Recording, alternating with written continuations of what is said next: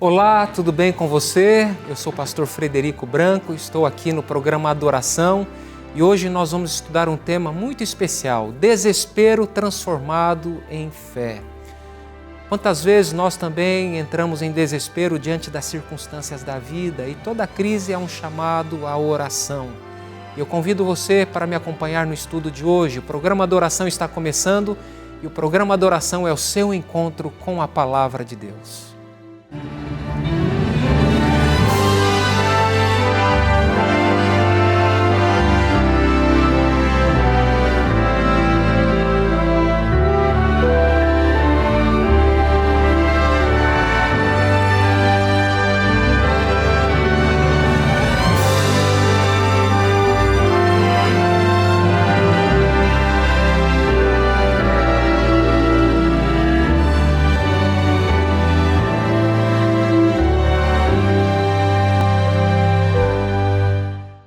E antes de prosseguir aqui na mensagem, eu quero oferecer a você a revista Esperança Novo Tempo, Deus me ouve. O tema da revista é sobre oração e o que eu vou abordar aqui na mensagem de hoje tem a ver com oração, tem a ver com fé, tem a ver com incredulidade, desespero e fé. Para que você tenha a sua fé fortalecida, para que você conheça quais são as condições para Deus nos ouvir, você pode solicitar agora a revista Esperança Novo Tempo, Deus me ouve, e desenvolver uma maior intimidade com Deus através do WhatsApp 12 98244 4449. Se você preferir, pode entrar no site novotempo.com/escola bíblica. Essa revista não terá nenhum custo para você e certamente vai ser uma bênção em sua vida. E antes de nós entrarmos no texto bíblico, eu gostaria de orar com você. Como eu mencionei, nós vamos estudar duas histórias de duas pessoas que tiveram a vida mudada, transformada a partir de um encontro que elas tiveram com Cristo. E eu pergunto para você, antes de orarmos também, antes de lermos a Bíblia, se você tivesse a oportunidade de escolher passar um dia com uma pessoa, quem você escolheria? Agora que eu já mencionei, talvez você dissesse assim, eu passaria com Cristo. Mas muitas pessoas para quem eu já perguntei me responderam, eu escolheria passar o dia com Ayrton Senna. Eu gostaria de ver os treinos dele, de conhecê-lo mais. Outros já me disseram, olha, eu sou fã de basquete, eu gostaria de passar um dia com Kareem Abdul-Jabbar. Esse é antigo. Um mais recente me respondeu, olha, eu gostaria de passar um dia com Michael Jordan. São ícones do esporte. Outros da área científica, gostariam de passar o dia com pessoas dessa área, da ciência, da psicanálise, enfim. Eu pergunto para você, com quem você gostaria de passar um dia e obter mais conhecimento, mais sabedoria? Se você é um empresário, talvez você gostaria de passar um dia com alguém que obteve muito sucesso na área dos empreendimentos, na área das finanças, na área de aplicações e assim por diante. Mas eu convido você a ter um encontro hoje com Cristo. Eu convido você para refletir nessa história que nós vamos compartilhar. É uma história que também está recheada de amor, de afeto, de atenção, de carinho, porque essa história também pode se aplicar à minha vida e à sua vida. Eu convido você neste momento para fechar os seus olhos e vamos falar com Deus. Pai de amor, a Tua palavra neste momento será aberta. Fale ao nosso coração, Pai. Instrua-nos na tua palavra. Fortaleça-nos a fé. Nós te pedimos em nome de Jesus. Amém. Então vamos lá. Eu quero ler aqui o texto bíblico que está em Marcos capítulo 5. Jesus estava numa região chamada Gadara. E ali ele realizou um milagre. Havia um endemoniado. E aquele endemoniado assustava as pessoas. Já era uma pessoa sem esperança, vamos assim dizer. E Jesus, num gesto totalmente de graça, ele cura aquele endemoniado. Aquele endemoniado nem forças tinha para pedir pela cura, mas movido de compaixão, Jesus cura aquele endemoniado. E as pessoas ali ficam admiradas de ver aquele homem em são juízo. Mas em função da cura e da libertação daquele endemoniado, aquilo trouxe um prejuízo para os criadores de porcos, porque os demônios entraram nos porcos e se arremessaram precipício abaixo. E quando as pessoas que estavam ali na região perceberam tudo o que havia acontecido, contaram para os proprietários de porcos, os proprietários de porcos expulsaram Jesus dali. E esse, para mim, é um dos relatos mais tristes das Escrituras Sagradas. Está aqui em Marcos capítulo 5, verso 16. Diz assim: os que haviam presenciado os fatos contaram-lhes o que acontecera ao endemoniado e acerca dos porcos. E entraram a rogar-lhe que se retirasse da terra deles. E Jesus se retirou da terra deles. E o texto bíblico continua: ao entrar Jesus no barco, suplicava-lhe o que fora endemoniado que o deixasse estar com ele. Verso 19: Jesus, porém, não lhe permitiu, mas ordenou-lhe: vai para a tua casa, para os teus, anuncia-lhes tudo que o Senhor te fez e como teve compaixão de ti. Então, essa história serve como um preâmbulo, como uma introdução para a história que nós vamos ouvir agora. Porque se de um lado uma multidão não queria Jesus, do outro lado, na história que nós vamos ler agora, nós encontramos uma multidão que queria ter Jesus do lado. Na verdade, a multidão comprimia Jesus. E nós vamos ler agora Marcos capítulo 5, a partir do verso 21. Aqui em Marcos capítulo 5, verso 21, nos conta a história de um homem. E vamos lá, vamos ler. Tendo Jesus voltado no barco para o outro lado, afluiu para ele grande multidão, e ele estava junto do mar. Eis que se chegou a ele um dos principais da sinagoga, chamado Jairo, e vendo-o, prostrou-se a seus pés, e insistentemente lhe suplicou: minha filhinha está à morte. Vem, impõe as mãos sobre ela, para que seja salva e viverá. Jesus foi com ele. Vamos aqui compreender um pouquinho mais sobre este personagem, Jairo. Quem era Jairo? Ele era um dos principais da sinagoga. Era uma pessoa importante, era uma pessoa que desfrutava de boa reputação em sua sociedade. Era um homem importante, um homem respeitado. Eu fico imaginando, talvez ele tivesse gastado os seus recursos com a sua filha. Nós não temos essa informação. O fato é que sua filhinha tinha 12 anos de idade. Apenas 12 anos de idade. E como pai, certamente ele tinha planos futuros para sua filha. Certamente ele desejava ver a sua filha crescer. Certamente ele tinha o desejo de fazer o casamento de sua filha. Certamente ele gostaria de ver os seus netos a partir de sua filha. São sonhos, 12 anos de alegria, 12 anos de uma história construída ao lado de sua filha. E grandes planos, grandes perspectivas, não é verdade? Tente imaginar, você que é pai, você que é mãe, de filhos ainda pequenos, quantos sonhos, quantos projetos, quantos desejos de realizar coisas junto com seus filhos. Isso certamente não era diferente na vida de Jairo, só que agora ele foi surpreendido por uma enfermidade muito grave. E a Bíblia diz que a sua filhinha estava à beira da morte. Portanto, ele não pensou duas vezes.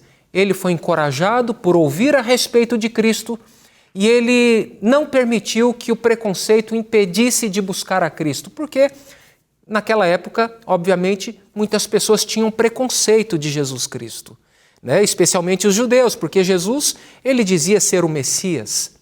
Ele se revelava como Messias.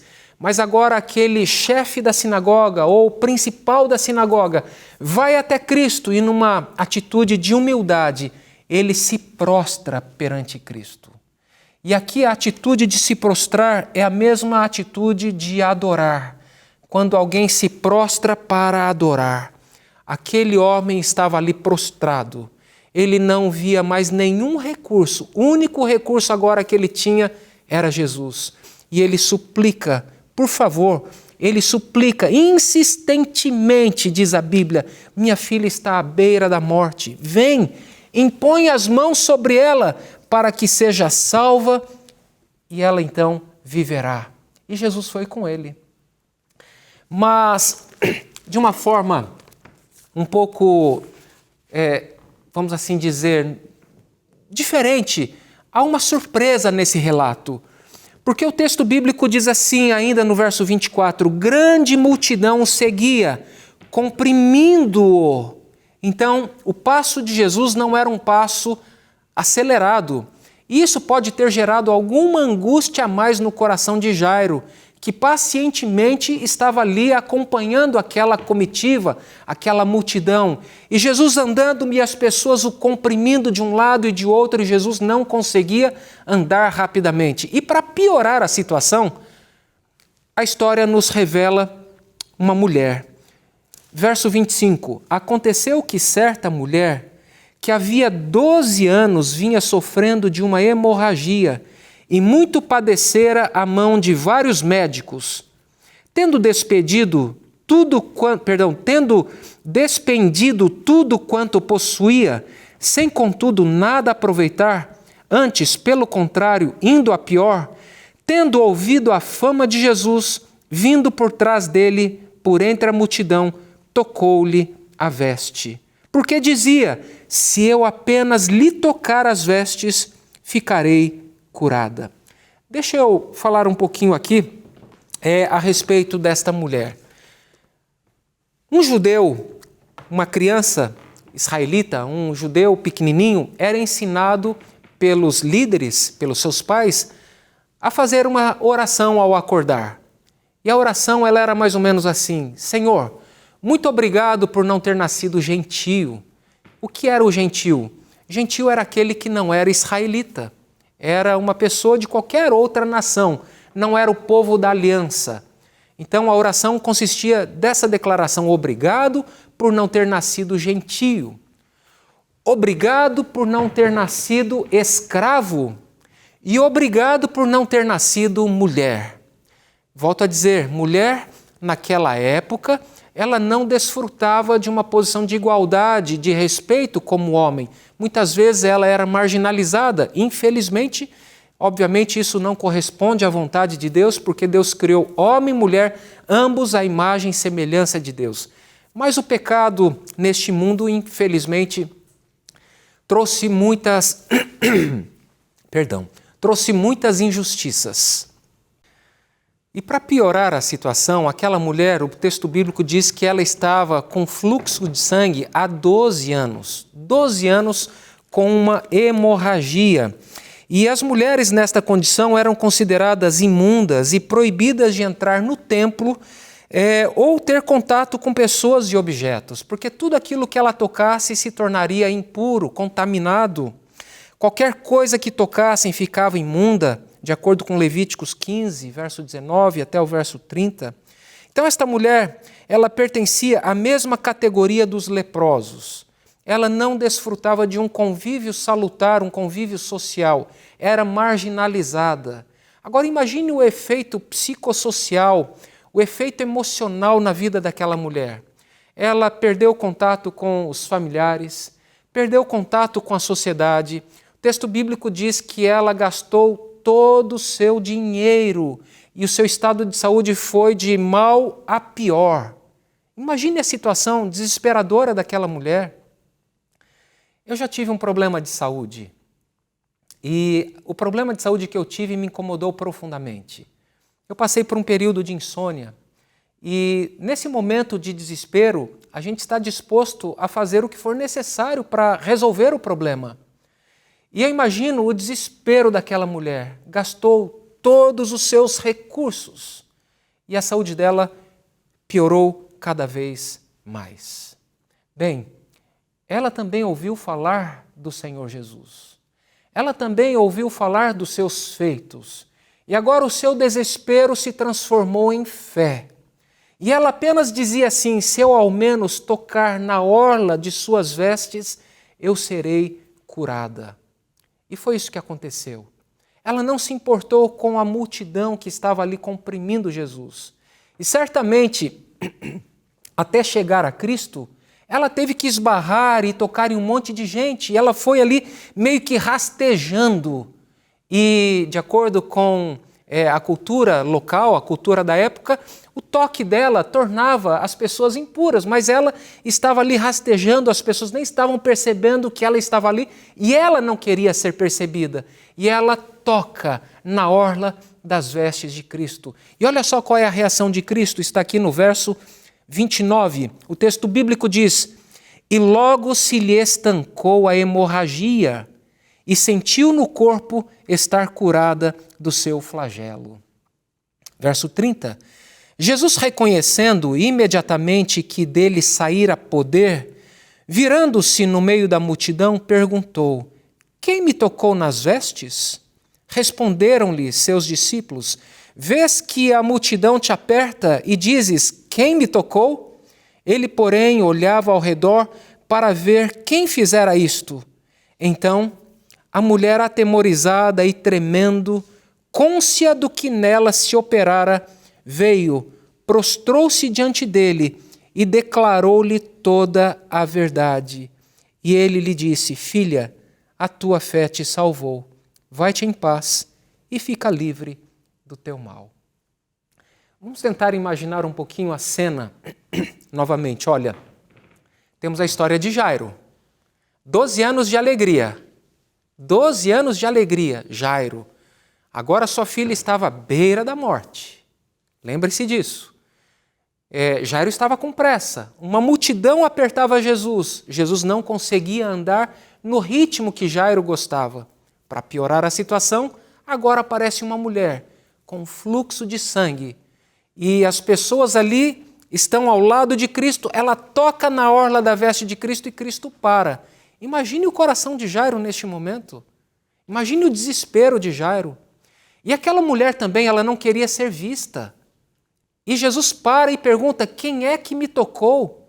E as pessoas respondem: "Mestre, está todo mundo te tocando e o Senhor pergunta: quem me tocou?" Não, eu sei que alguém me tocou de um modo diferente, porque de mim saiu vida, de mim saiu virtude, de mim saiu poder. E aí o texto bíblico diz que aquela mulher veio e se prostrou perante Cristo e contou-lhe tudo o que havia acontecido. Eu imagino que ela deve ter contado: "Mestre, por 12 anos eu tive uma hemorragia e eu gastei tudo que tinha e a minha saúde se deteriorou." Ela contou tudo o que aconteceu para o mestre. Ela não queria ser percebida, mas ela teve que contar. E Jesus, intencionalmente, ele torna público o fato da cura daquela mulher, porque ele tinha um objetivo maior. O objetivo de Cristo não era apenas curar a sua hemorragia.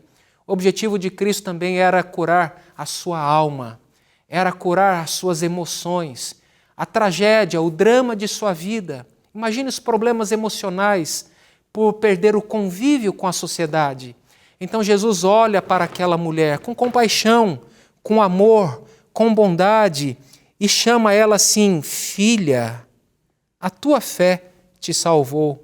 Vai-te em paz e fica livre do teu mal."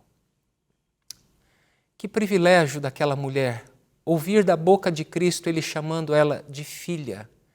Ela não queria ser percebida, mas Jesus intencionalmente torna público ali aquele milagre para que aquela mulher pudesse ouvir, ser chamada de filha. Filha, a tua fé te salvou. Bem, a história não terminou. Lembre-se, agora aparece um mensageiro. E neste mensageiro, aqui no verso 35, nós encontramos esse mensageiro dizendo: "Falava ele ainda quando chegaram alguns da casa do chefe da sinagoga, a quem disseram: tua filha já morreu, por que ainda incomodas o mestre?" Mas Jesus, sem acudir a tais palavras, disse ao chefe da sinagoga: "Não temas, crê somente. Não temas, crê somente." Contudo, não permitiu que alguém o acompanhasse senão Pedro e os irmãos Tiago e João. Sabe, eu entendo que cada crise da nossa vida é uma oportunidade para nós nos apegarmos mais a Deus. Cada momento difícil, cada momento desesperador é uma oportunidade para nós nos voltarmos a Deus em oração. Nós encontramos a história desta mulher 12 anos de tristeza, 12 anos de tragédia. Seus sonhos foram todos lançados por terra. Quantos problemas emocionais, quanta tristeza, quantas lágrimas, sem contar o drama financeiro, todo o seu dinheiro perdido, sua saúde piorando, ela em desespero, mas de repente ela ouve falar de Jesus. E a sua fé é fortalecida. E ela usa a sua fé, toda a confiança que ela tem em Cristo, e deposita todas as suas fichas em Jesus Cristo. E ela vai até Cristo. Olha quanta lição para a nossa vida. Nós somos muito autoconfiantes, autossuficientes. E às vezes a calamidade, a tragédia, o caos, as adversidades são um chamado para nós nos voltarmos para Deus, para nós contemplarmos Deus em sua beleza, em sua santidade, para contemplar os feitos de Deus, as obras de Deus, porque o mesmo Deus que agiu no passado, Ele age ainda hoje e age com poder. Ele agiu na vida daquela mulher com poder, Ele pode agir na sua vida também. E a história daquele líder da sinagoga, um principal da sinagoga, diferentemente da história daquela mulher, 12 anos de alegria, mas agora por uma enfermidade mortal, os seus sonhos também são lançados por terra. E para piorar a situação, alguém ainda chega e diz, não incomodes mais o mestre, a tua filha já morreu. Jesus olha para ele e diz, não tenha medo, apenas creia.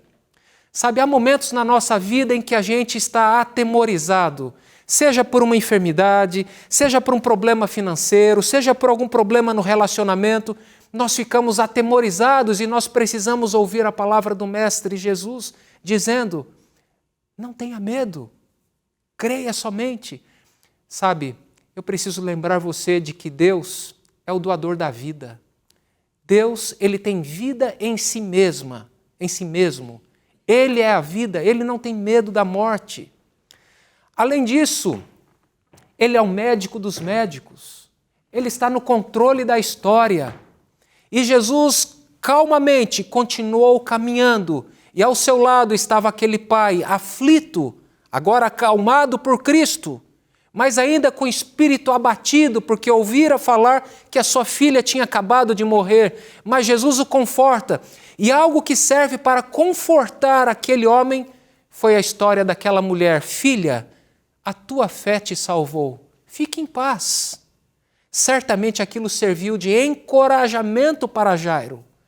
Sabe, nós precisamos olhar para as histórias bíblicas como fonte de inspiração e encorajamento para a gente continuar. Nós precisamos também nos lembrar da nossa própria história, quando Deus agiu na nossa vida no passado, e nós precisamos nos lembrar desses feitos de Deus na nossa vida. E da mesma maneira como Deus agiu no passado, Ele vai continuar agindo poderosamente. Deus está dizendo agora para você, não tenha medo, creia somente. Você está enfrentando uma enfermidade grave, creia somente, não tenha medo. Vamos atravessar esses momentos juntos, confiantes no Senhor Jesus Cristo. Lembrando que Ele não tem medo da morte, Ele não tem medo da enfermidade. Cristo enfrentou a morte, Ele venceu a morte, Ele ressuscitou e prometeu que vai voltar. E ainda que nós tenhamos que descansar, nós cremos que aqueles que descansarem, tendo fé no Senhor Jesus, ressuscitarão para a vida imortal. E agora, então, aquele homem acompanha Jesus. E ao acompanhar Jesus, Jesus permite que apenas Pedro, Tiago e João entrassem dentro da casa. E o verso 38 diz assim, chegando à casa do chefe da sinagoga, viu Jesus o alvoroço, os que choravam e os que pranteavam muito. Verso 39, ao entrar, lhes disse, por que estáis em alvoroço e chorais?